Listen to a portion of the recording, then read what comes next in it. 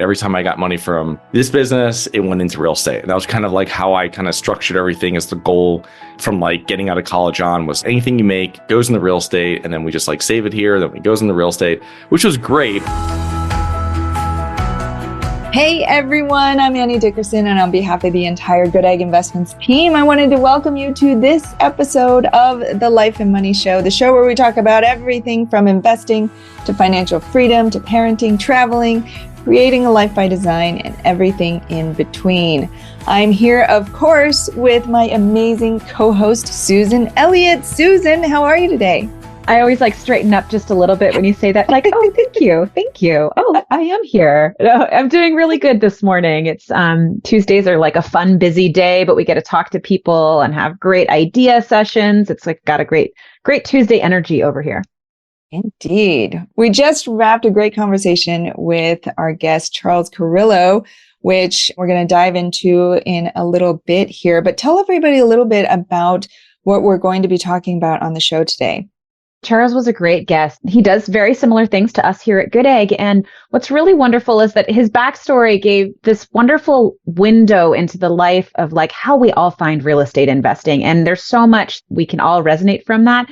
And what I really loved is like his insights and experience as far as like what we're exposed to as kids and how that can make a huge difference where we end up as adults. I think about that every day as I wrangle my kids around the house, as we choose activities and things for them to get into, and thinking about like helping them get started along the way. A big motivator for my investing is that I'm setting them up to be able to have these decisions and create their wealth for themselves. I want to give them some wealth to be the seed. More so, I want to teach them how to build wealth, not just hand it to them. And Charles has some great stories about how he experienced that as a kid and how that led to where he's at. And then the second big part of where we got in today is the whole aspect of foreign investors and helping them get into the U.S. real estate market, something we take for granted, I think, living here in the U.S., that it's an incredibly more or less stable asset class that we're able to get into and leverage in our wealth building process. And we talk a little bit about his travel experiences and how he's integrated that into his professional life as an entrepreneur and building businesses. I really liked his one tip at the end for how to set yourself up for success to be able to travel at any point you want. He has one criteria that really, really hit home for me. Yeah, we covered so much in this episode. And the thing about the foreign investments is we looked into this years ago when we first launched Goodegg, and it was not that easy. If I remember correctly, you had to travel to the US to set up a bank account. That was like a big hurdle to getting started. But the process that Charles talks about now, because a lot of things have changed over the last several years. And so it's become much easier. So anybody can do it from anywhere. So if you're listening to this and you're not based in the US, but you've been curious about investing in US real estate, listen through because Charles will talk about the process that you can go through to actually invest in US real estate. But before we dive in, and we're going to cover a lot here, if you are, whether you're a foreign investor or you're based in the US and you're interested in investing alongside us in US-based real estate, mostly multifamily and some hotels as well, to diversify your portfolio, perhaps out of the stock market, or maybe you have some rental properties and you want to take your foot off the pedal a little bit and be more of a passive investor. We would love to have you within the Goodegg community. A great place to get started is to join our Goodegg Investor Club. It's a community of investors just like you who are looking to build wealth for their families. So to get started, you can go to goodegginvestments.com/invest. And within that page, if you are a foreign investor, there's a survey that you can fill out to get in touch with us and let us know so that we can reach out and support you in that process. All right. With that, Susan, you talked about some of the seminal experiences as kids that we've gone through that have shaped the way that we look at wealth and money and real estate. Charles talks about it in our conversation with him, but I'm curious, does anything come up for you as you think about your childhood and your outlook now? Well, I mean, I think sadly, everything I look back on has been a deterrent to get into money and to understand finances from a kid. I'm sure that somewhere in there, and maybe I need to do a little bit of meditating on it, there's experiences that did make me want to turn towards money and investing. But I think the power of like bringing your kids into the conversation here is something that he really talked about. And it was never it was in fact like as the opposite. Like that's, you don't have to worry about that. You don't ask about that. I mean, no one ever told me not to ask about it, but you just didn't ask about like how my engineering stepfather brought home money. He just had an engineering job. I had no idea how much. I knew my mom was a teacher. It was probably less. And then my father I had no idea how he was even making money. And so I just didn't know. And I think that caused me to ignore money through my 20s in a really, really negative way. And so hearing Charles' story about how he grew up around real estate investing, around the like really tough properties where gritty properties. Gritty properties. He told some stories about his Class D showings, but every 2 weeks he dropped that. And I was like, wow, every 2 weeks you went. So like continual little micro exposures over time. I think we can't expect our kids to like fall in love with investing the first time we talk about it. But every time you talk about money, every time you bring them into the conversation, how that manifests and how he saw the parents of other kids like, wow, they're driving really beautiful cars, but they get home at 7:30 p.m. every night. And he's like, my dad's been home since 2:30. Yeah. It's like, oh, that's a dream goal. And that's how we're building our lifestyle too. Like we want this flexibility and freedom. It's a huge priority for us. And that's what's led us into real estate investing and working for companies like Goodegg. I mean, it's a big deal. So how about you? What you expose your kids to kind of weave itself into your life? Well, I was just talking to my mom about this yesterday, actually, how my experiences with money growing up have shaped my outlook. And I think my kids have a very different experience than I did growing up. So I was born in Beijing and then moved to the States when I was 4. Now, in Beijing, both sides of my family were considered upper middle class within China. And so I had, let's say, a lot of outfits, a lot of shoes, a lot of toys, like a lot of things, right? And then we moved to the States. And my dad was getting his PhD at Iowa State. My mom, she couldn't work as a nurse anymore because of her licensing. And so she became a nursing aide, working shift work by the hour. And it very quickly dropped us into a lower income situation. And being 4 or 5 years old, I didn't understand that. I just knew that all of a sudden, when we went to the store, instead of buying me the thing, my mom would say, next time, next time. And we would start shopping at garage sales and yard sales. And all my stuff that I wore was secondhand, but I didn't care about that. I was a kid. And then later on in life, right out of school, I went to an Ivy League school, but what did I do? I became a teacher in a low income, high poverty, high crime area right out of school. And then over time grew my income.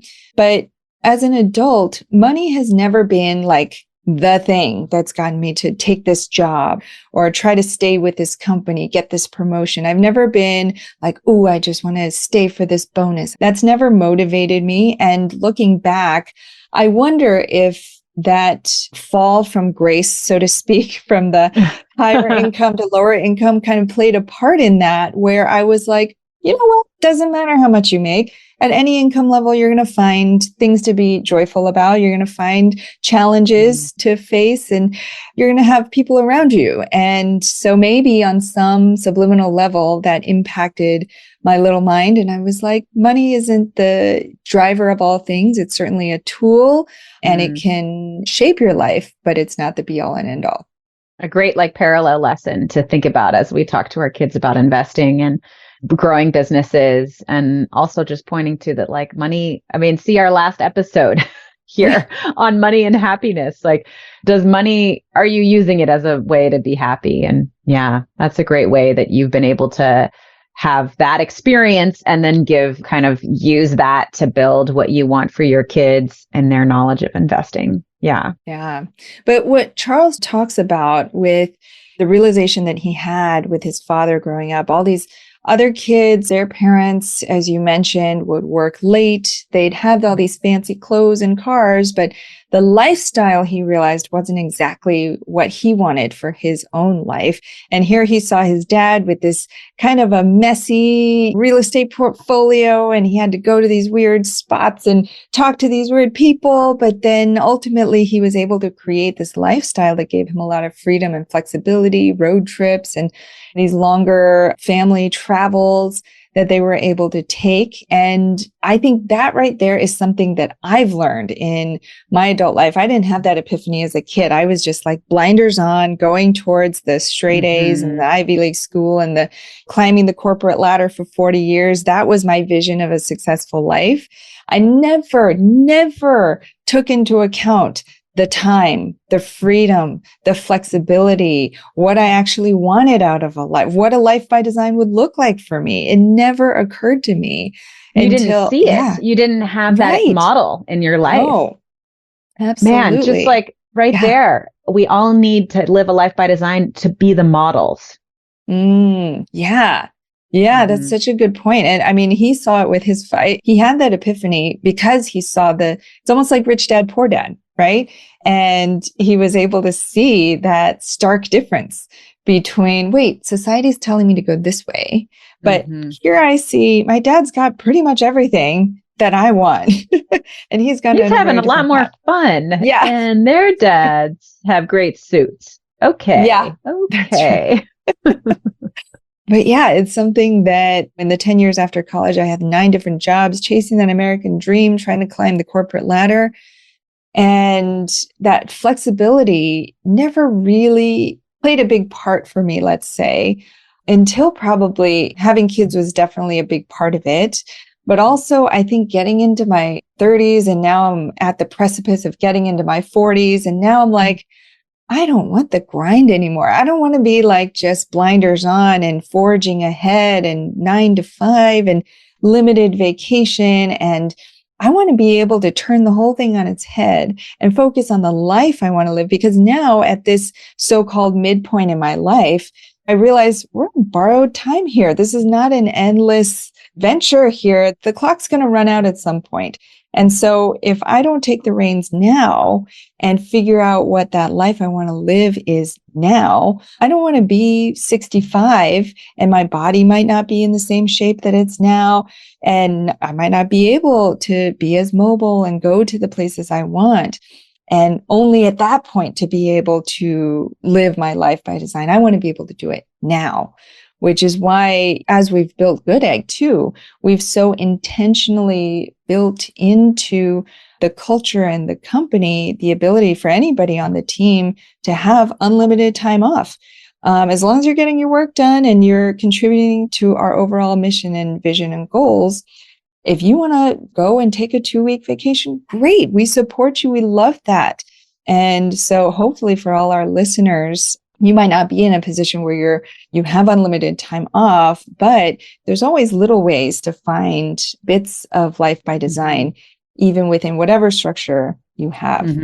Instead of saying like, well, I can't do that. My company doesn't allow that. Right. Say, what if I could take off for 2 weeks here and 2 weeks there, right? Like you just got back from a phenomenal trip and I got back from one about a month ago. But we're also like, I want to probably take a week off. So I just got back from Singapore and Bali. Susan, you just got back from Costa Rica. Now I want to switch. You go to Bali and I will go to Costa Rica. Amen. I think that was the big epiphany I had. Like I can take a week and a half off, 2 weeks off almost with travel, because traveling with little kids to Costa Rica takes like 4 days total, 2 there, 2 back. But I'm also going to like probably take some time off over Christmas, right? I mean, it's not like I've now just spent my total and I can't do that. But so ask, what if I could do this instead? Like, what if I could take this time off and really show up and serve and propel the mission forward at my employer and my job? I think about that in terms of getting my work done so that I can be able to have this flexibility that Goodegg has built into the foundation of it, because now it's on me and I'm like, oh, okay, I can make this happen in ways that mean a lot to me.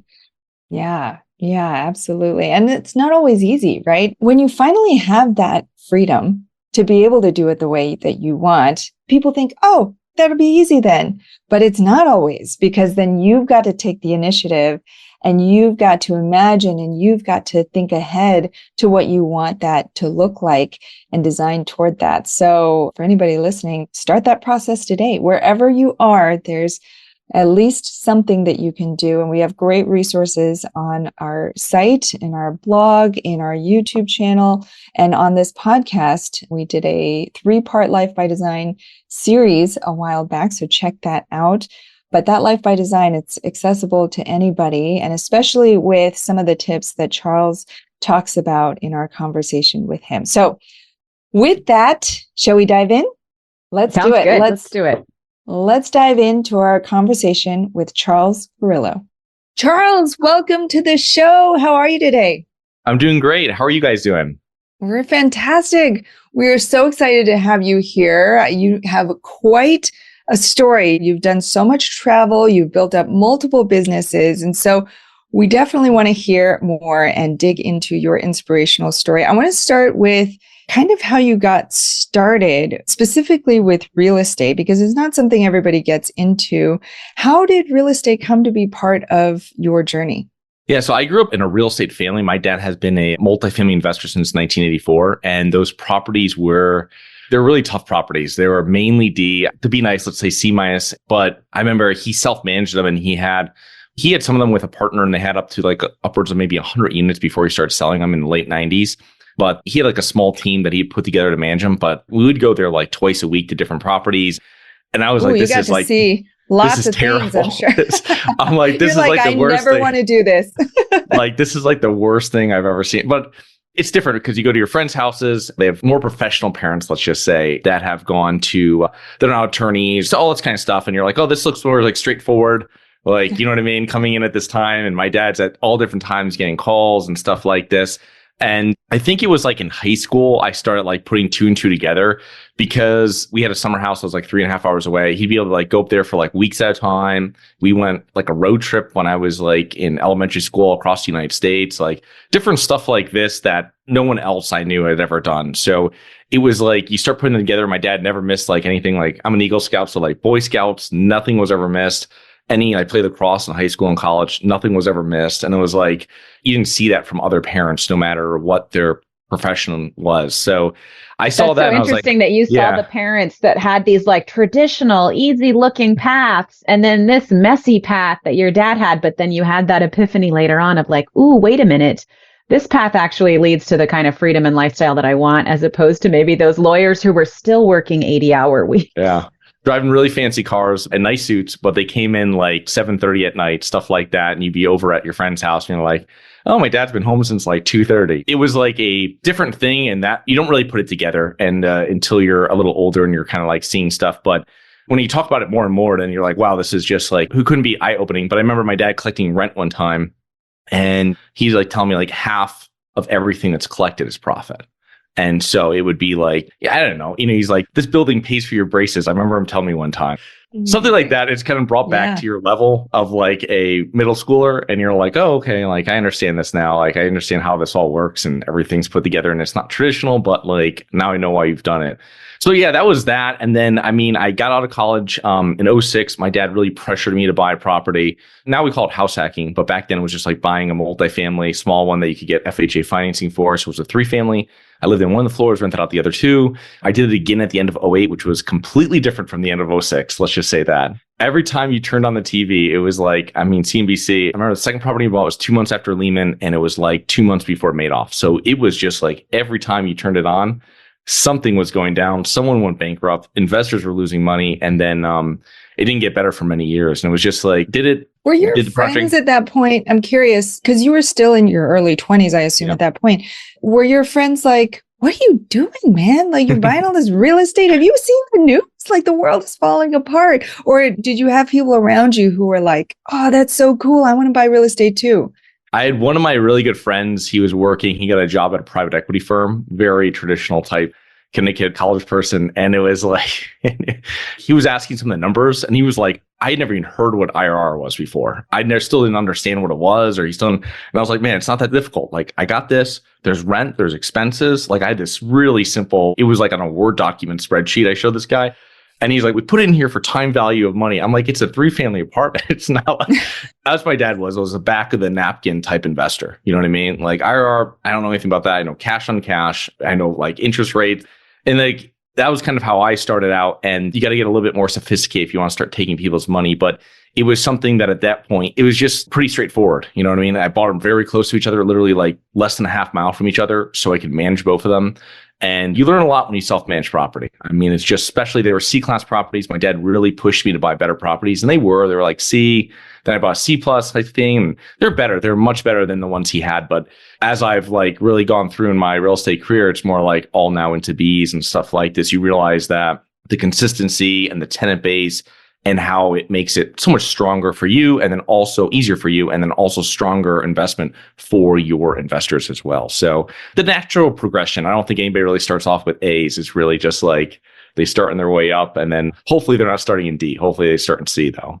Very cool. Very cool. Well, tell me about how you've been able to travel to 40 countries. This is something I learned about you when I first read your media sheet. And it's just, that's not something that most real estate investors ever consider is a possibility. It's as if there is this given fact that if you are a real estate investor, you have to be managing your properties. And I think now we're even coming into the like, oh, you can do out of state investing. You don't have to be in your neighborhood, your backyard. But even then, to be able to be on the phone calls, to be doing everything, and to kind of like weave in the way that you've wanted to show up in your life, maybe similar to the way that your father did that. He was able to be home for Eagle Scouts for all of the after school activities. How was that manifested into traveling a bunch? Well, it's even easier now than it was years back. But when I bought my first property, 2006, I bought a few other properties. And then 2012, my family had moved to Florida. I moved down to Florida to follow them. And I had to get third-party management. So it was fantastic because it pushed me to do it. I did it. We had enough units, some of them I owned by myself, some I owned with my brother. And so we did it. And literally 3 days after I had given over those keys in 2012, I was in Europe. So it was like, something that I'd held off so long, and it was kind of now forcing you to do it. And it was great. It was like a fantastic change. But like now with the apps, back then it was like, I'd have an extra cell phone so you could like put in like SIM cards locally and all this nightmare. Now you have like plans where you can be anywhere and I'm getting data. Everything's done like that. But it was. And where did you move from? So you moved from where to Florida? Yeah, I'm originally from Connecticut. I'm originally from a small town. Connecticut. So that's where your properties were. They were in Connecticut. Mm-hmm. Then you moved down to Florida, and then you're off to Europe. And meanwhile, property management, boots on the ground, is taking care of your properties. Yeah, my dad helped me find a good property manager. He just called like he had a Rolodex, he still does probably, of people that he knew. And I bought one property from someone years back, my first one, and called him. And he was like, hey, and the guy gave him a great reference that I used for so many years until I sold the whole portfolio in 2022. But it was something that it was just like, it worked out well. Like any property manager that's really good, they know the area, they've been there for decades. They like, you're in the truck with them driving around as they're showing stuff. And they're like, we manage this one. And it's like a block away from where you are. And you're like, oh, fantastic. Like, tenant base, everything that goes on in this place. You know what I mean? And that was like a big thing. If I'm speaking to people now, I'm like, this is exactly like how you want to have it set up. And I didn't know. I wasn't that sophisticated at that point. I was lucky to find that. But working off those recommendations and then also finding people that knew exactly what they're getting themselves into, right? Making sure it's the same class of properties. They were very comfortable with C-class properties and stuff like that. So that's how I did it. And then you were saying before, like in Europe and something like that, or traveling abroad, once you have the system set up, I give them the names of the contractors I want them to use. So, because I would get a discount with them, and they took care of everything. Unless there was like something large, and start off at like $500, you give me a call. And then it was like 1,000. And it ended up where after like those first few months of getting it all situated, it was like you'd speak to them twice a month, really, unless there was like an issue. You know what I mean? So it was pretty straightforward, and mainly would just be emails back with his admin person in the office that was just like telling me about rent getting collected and not, stuff like that.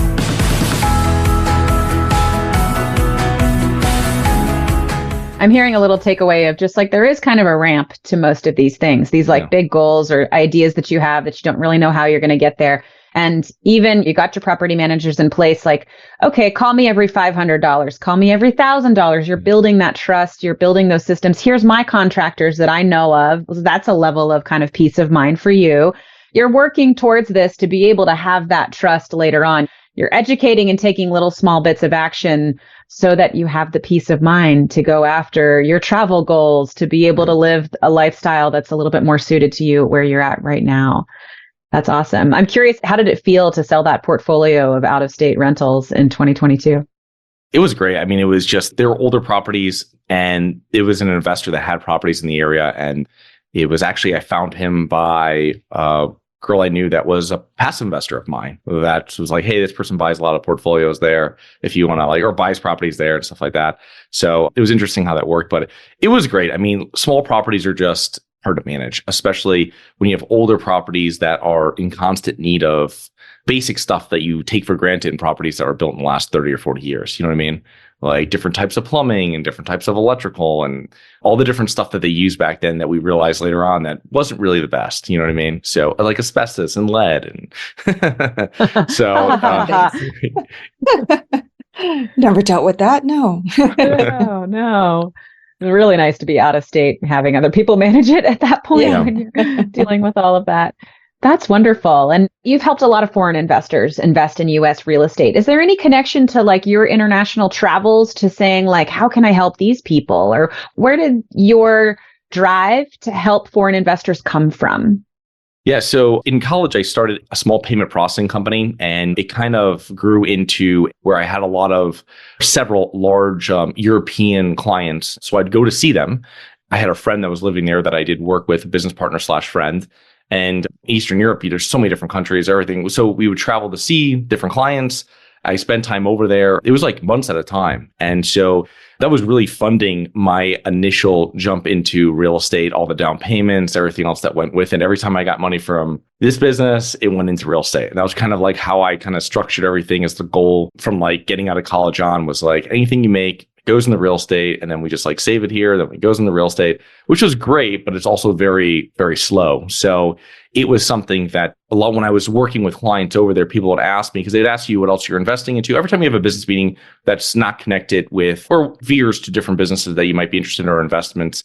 And it was real estate. And I was like, really like, this is how you do it. Like, this is what we do. And he's like, people are like, wow, this is great. Like, how do we do this? Like, and I was like, I don't know. I'm not sure how you do it. Like, we're getting all this great financing because we have the social security number, we have the US income, we're US citizens, stuff like that. And then when I put together the podcast and launched it in 2019, that's what I really focused on was international people being able to get involved with US real estate and saying that's a very stable market. Obviously, what's different? Every country is going to there's some countries that are really growing now that maybe you'll make a higher return, but it's one thing that you're going to find is the US is very stable. We have great financing, all the different government incentives that go along with it. So it's kind of opened that up to people and it's available to people all around the world if they're interested in getting out of their comfort zone a little bit and learning about how they can work as an investor here in the US. Very cool. Have you helped people like overcome that challenge? What are some steps that they've taken to be able to invest in US real estate? Usually the usual progression of how this works is that first of all, if I have an investor that comes to us, whether they want to be active or passive, I don't really speak to too many active investors that much anymore. But with passive investors that come to us, what really happens is that, first of all, I'll just connect them. If you want to be active or passive, if you reach out to me, I can send you a list of different accountants, attorneys we use. Most of them are here in Florida, but they work all over the United States, depending on where you want to invest. So usually that's the first thing I do is I'll give them a list of different accountants and attorneys that they have to reach out to. And then I'll kind of go through the normal progression of how this works is, first of all, they have to get an ITIN number, which is like individual tax ID number here in the United States. They want to work through one of those professionals because it really speeds up the process.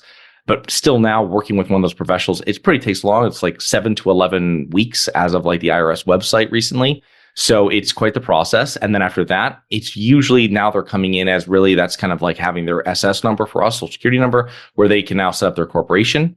And the entity structure is a little different because there's some of these things that they have to watch out for. So here in the United States, federally, let's just say every state might be a little different. But currently right now we have like an estate tax that's like $11 million or something, right? So if for foreign investors, it's like 60,000. So it is something that they have to be very careful. $60,000. I mean, you can make that in no time if you're investing into real estate over a few years. You know what I mean? You don't need like the best deal ever. That can just happen. So it's something that you have to be really know about and you have to speak to the professional and really figure out exactly what entity's best. But after that, what happens is that entity's set up. They set up a bank account. There's a number of different banks that work with foreign investors. So people that might not be based here in the United States, but might just have a corporation. It used to be difficult a few years back, but now there's a number of different, especially online banks. And then after that, now they have their US entity, they have their US bank account, and now they can just use that as kind of like their holding company. So they can passively invest in syndications. They can invest in anything, whatever they want to, right? Using that setup, they want to open up a brokerage account, whatever they like to do, or they can use it as the holding company for buying a property here in the United States. And one of the big things when I speak to syndicators, I'm like, okay, like this makes sense. Like I understand this. There's a couple extra steps. Number one is that we never want to accept any money from foreign entities. We want to make sure that the money, the wires are coming from US entities. And that's twofold. Number one is because they've done what banks call KYC, like know your customer. And the second thing is that because we're not able to do that as syndicators, we don't have access to, I'll just mention like Bank of America's like KYC department of checking where money comes from. And the second thing too is that everybody knows that syndicating, as you're getting closer to that deadline, people like to send in their wires. And I've known a couple of people that have had wires that they sent in. People actually sent them and they got held up because one of the company names that they were sending from foreign was like, was on some sort of blacklist, right? Of something. And it's like the money gets held. And now what do you do when you're trying to close on a property? So it's like, just accept it from US entities coming in. And after that, it's pretty much straightforward. Everything else runs the same. The syndicators, they have to speak to their accountant. They might have to do some sort of withholding on those investors. But other than that, it's a pretty straightforward process. There are a bunch of syndicators that don't like doing it, and there's a bunch that do. So it's something that if you do want to, if you're a syndicator, it's a great way of really opening up people to invest with you. And as a foreign investor, just making sure that people are aware of that upfront, that you are a foreign investor and, with a US entity or whatever it might be, that allows you to be entered into a lot more deals than you previously might not be able to. So it sounds like no matter where somebody lives, they don't necessarily need to come and live here in the US or even visit to set everything up. They can do everything virtually. Is that correct? That's right. Used to be with the bank accounts, it would be difficult, but everything else can be done. And now that those people are using an agent or an attorney to set up all their stuff, like your corporations, just like you and I would, they can do the same thing. Fantastic. I mean, that opens up a lot for a lot of people, I think, just knowing that that pathway is there. I mean, it makes me curious about, as a US resident, how can I invest in other places and what's that path? I mean, just to diversify and to grow outside of our comfort zone, right? Okay, well, I know, Charles, we've covered a lot, and there's certainly a lot more, but we're going to dive into some pieces of that in our Life and Money Show Spotlight Round coming up next. Are you ready? Yes, I am. Awesome. We're going to ask you 3 questions we ask all our guests. The first question is around your life and money. So tell us one thing that you're doing to live a meaningful and intentional life by design. I think the main thing I've done and my wife have done to live is that we have one of our main non-negotiables is that anything that we get involved with, we have to be able to do it remotely. So it can't be something that we have to be physically someplace. What was one of the harder things that you're like, oh, wow, okay, remote, how to turn this into remote? It's a difficult thing having properties that even if you don't physically manage them, even if they're nearby or whatever, that you might drive by or check something out, or like maybe you do a little bit of work or assist the property manager with, to literally just like wipe your hands of that. It's a very difficult thing. I still have the issue now with any rentals we have. It's just like, it's a difficult thing. So I think that's the biggest problem, but it allows you, this is the only way you do it. I have to be able to run this by like laptop and phone. And that allows you to even, I mean, obviously traveling internationally is fantastic, but just being able to go see one of your family members or something a couple hours away, or spend an extra day or two after holiday or something like this, those things really add up. My wife, before she started business, she worked for a company, and like they were so strict on it, and she'd be driving across Florida and back across Florida to go back to work and see family. Once that was done, I was like, it has to be done like this. Then you have to keep on checking yourself, because you're like, oh, maybe I'll like do something. And you're like, it's something that won't work because it doesn't fit into where we are. So we have to like stay our lane. That's such a good one. We haven't heard that one before. Make sure that you can do it remotely. It's a great frame to think of something like a new venture through.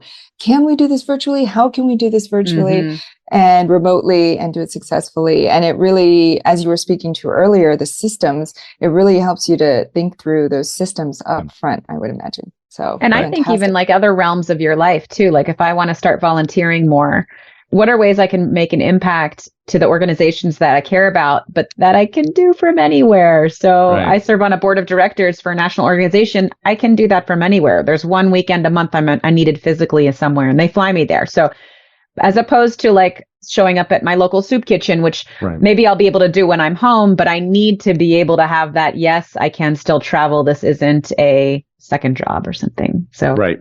That's great. That's exactly. All right. Second question is about other people's life and money. So share with us one life or money hack, a tip, a resource, a book, anything you've found really helpful on your journey that you think might help someone else as well. Well, let's just say for a book, I would say 80/20 principle. That's a fantastic book. It's very simple. It works in all different facets of your life. Let's just say that, from if you're in your business and also in your personal, about where you spend time, from anywhere from the gym to doing sales, like how you figured out that it's not a correct relationship between the amount of time you're spending and what you're getting back out. And when you do that and you put it on your paper, you figure it out on your sheet here and you're looking at it, you're like, wow, that's pretty eye-opening. And that'll be for anybody. There's never anybody that I've spoken to before that it was like, oh yeah, I knew it was like this, because you would have changed how you were working years back. Yeah. So one other thing for like an app I use all the time is Trello. So it's something that I use with my wife. We use it for like pretty much everything for personal, like everything for to-do lists or wherever we're doing. It's just like, because I'll forget if it doesn't go in that thing. And it's like, I use it with assistants, the whole 9 yards. So that was one thing. And I mean, those are two great hacks that I love using and that I've used in my life. Yeah, those are so good. And whether it's Trello, calendar, something where you have some place, especially with a remote team, you want to make sure there's a centralized repository for everybody to be on the same page, essentially. And then I love that you brought up the 80/20 principle. It gets me every time. I'm like, I know it. And I'm like, I wonder about this, or I wonder what the percentage is here. Or I wonder how to better prioritize. And it always comes back to the 80/20 principle. Every time it's like a new aha moment for me all over again.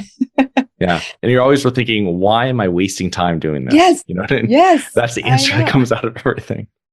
Why did I just waste 80% of my time to get 20% output? I should have done the other way around every time. But such a good reminder. All right. So last question is around life and money in the world. So share with us one thing you're doing to help make the world a better place, whatever that means for you. So my wife and I, we do what we call monthly giving. And it's something where we do to different charities. We've been doing it over the last couple of years. It's mainly like food pantries, anything like this, maybe local that they have. So wherever we are, we were seeing family and we were staying for 3 months out in Salt Lake a couple of years ago, Salt Lake City. We're doing our monthly giving there. And if we're somewhere else, we'll do it there. Or if we'll do it just in our local areas or different areas or towns, cities within Florida. So it goes right to helps people right where they need it. You know what I mean? You have I think with the food pantries and stuff like this and helping people, it's like one of my things. So we've done to a number of other charities, but it's really over the last couple of years, we've really been like just focusing on like food pantries and doing that monthly. Yeah. What I love most about that is the monthly giving, the intentionality behind it and how you sit down. And I imagine you're going through it together. You're talking about your goals and realigning month to month. And there's such a great way to bring the intentionality and the purpose and the feel good aspect too, and to celebrate the opportunity to give. So that's such a great tip for our listeners. All right. So Charles, I know that I think people are going to be super intrigued by this conversation with all the travel you've done, these lifestyle businesses you've built, not to mention the opportunities you give to other real estate investors to invest passively with you. So I know that people are going to want to follow up with you and learn more. So tell them, what's the best place that they can go?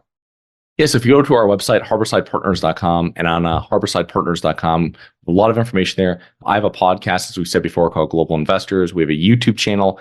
On our podcast, I do 2 episodes a week. One's interview-based, and one of them is just what I call Strategy Saturday, which is a short 3 to 5 minute clip on just anything from what are prepayment penalties to how I was dealing with tenants or something like this, or evictions, so people understand and learn more about real estate investing. Yeah, if you're interested in passively investing, fill out a form, get on a call with one of the partners, and looking forward to speaking to you. Fantastic. Charles Carillo, real estate investor, entrepreneur, and founder and managing partner of Harborside Partners. Charles, thank you so much for being here and sharing your wisdom with us today. Thank you so much for having me on. All right. Well, that's our show for today. Thank you so much for listening to the Life and Money Show, the show all about helping you to create a meaningful and intentional life by design. For show notes or to listen to previous episodes, go to lifeandmoneyshow.com. For more information on how to invest with us to create passive income and build wealth for your family, go to goodegginvestments.com. And if you enjoyed this episode, it would mean the world to us if you would subscribe, share this podcast with a friend, and leave us a 5-star review so we can continue to bring you incredible new conversations all about life and money. Till next time, remember that your financial journey is a lifelong adventure, and we are here with you every step of the way. Thanks for listening. We'll see you next time.